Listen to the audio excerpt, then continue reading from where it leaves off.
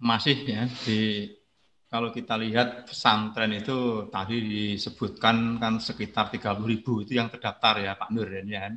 Yang tidak terdaftar saya kira masih banyak lagi. Coba kalau kita lihat ya, kita ini bicara pesantren yang jumlahnya 30.000, apabila satu pesantren memiliki santri 1.000 saja, berarti kan 30 juta itu sudah santrinya seluruh Indonesia.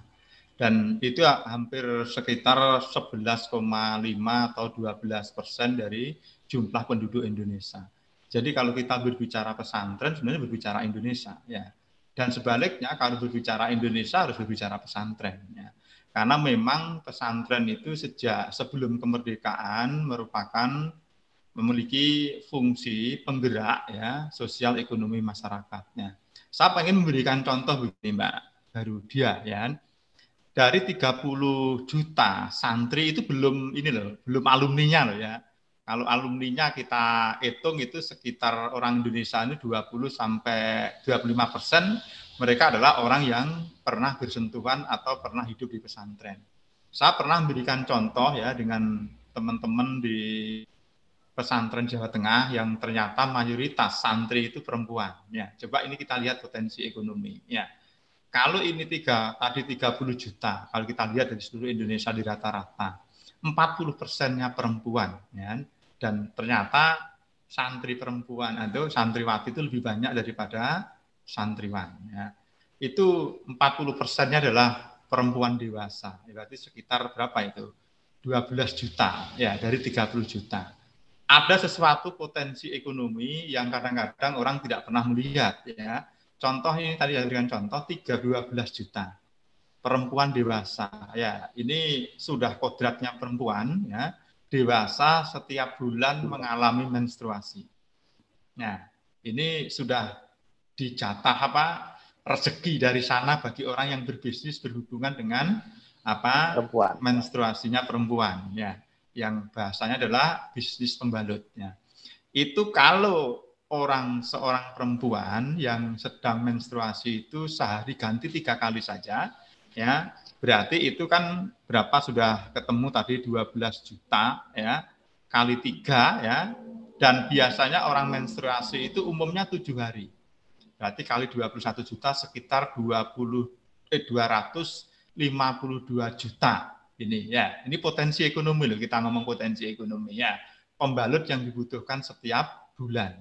Ya, kalau itu misalnya contoh saja, kalau kita bisa mengambil nilai ekonominya adalah untung 100 rupiah saja, ya, itu keuntungan bersih per bulan 25 miliar. Nah, kalau kita lihat itu saat tadi cek ternyata harganya cukup fantastis juga ya. Kalau merek-merek tertentu ya. Kalau itu misalnya adalah 1.000 saja, ya itu sebulan kurang lebih ya sekitar berarti kalau 1.225 miliar. Setahun itu adalah 3 triliun. Ini bayangkan potensi ekonomi yang sangat luar biasa dari satu sisi saja. Ya. Nah, kalau ini saya pernah mendorong memangnya teman-teman terutama waktu di Jawa Tengah ini Gus Miftah ya, ayo koperasi ya sekunder yang didirikan merupakan holding bisnis pesantren ini ya bergabunglah ya mendirikan ya pabrik atau mungkin maklun saja ya mendirikan pabrik pembalut. Ini adalah fitrahnya perempuan tidak bisa dihindari. Tetapi kita tidak pernah melihat ini potensi ekonominya luar biasa. Belum lagi itu seluruh Indonesia, belum lagi captive marketnya untuk para alumni. Ya. Jadi pesantren ini kalau kita gerakkan, ya, itu akan menggerakkan perekonomian masyarakat, apalagi dalam kondisi pandemi seperti sekarang. Ya. Pesantren ini merupakan kunci bagaimana menggerakkan, ya, dan ini meningkatkan belanja masyarakat terutama di kebutuhan konsumtif yang tidak bisa dihindari tadi. Makanya saya sering berdiskusi dengan teman-teman para pakar itu gimana kalau pemerintah itu ya memberikan ya bantuan sosial kepada itu masyarakat berbasis pesantren tapi yang dibelanjakan. Karena dengan dibelanjakan itu berarti apa? Orang yang jualan mereka akan laku, kalau jualannya laku berarti produsennya laku. Jadi ekonomi akan bergerak. Nah, bergerak dengan walaupun memang tidak akan secepat seperti kondisi normal. Jadi pesantren lah ya, kalau kita lihat ini Mas Sanusi dan Mbak Garudia ya, Indonesia ini merdeka karena pesantren, ya, harus diingat itu. Jadi Indonesia ini merdeka karena pesantren. Para pejuang kemerdekaan itu sejak mulai ya Imam Bonjol, Diponegoro, Patimura, orang di Aceh, di Jawa, di seluruh Indonesia, mereka adalah orang-orang yang dididik oleh pesantren. Ya, jadi tadi seperti misalnya contoh begini, jangan takut kalau pesantren itu berbisnis kehilangan karakter. Justru karakter pesantren itu adalah berbisnis. Berbisnis itu adalah karakter kemandirian. Kita apakah pernah dengar ada pesantren negeri? Ada nggak Pak Nur di pesantren negeri itu ya? Nggak ada kan? Hampir semuanya swasta. Masyarakat murni. Ya, pesantren itu sudah memberikan contoh organisasi yang bisa mandiri dalam suka duka, naik turunnya dinamika kehidupan bangsa Indonesia sebelum adanya Indonesia. Ya, sebelum adanya Indonesia. Bahkan kalau kita lihat adalah setelah pada waktu itu Nusantara. Pesantrenlah sudah berkontribusi. Jadi ini luar biasa sebenarnya. Ya. Jadi kalau pesantren ini bisa kita gerakkan, masa pandemi seperti sekarang ini sebenarnya kita bisa menggerakkan perekonomian kita.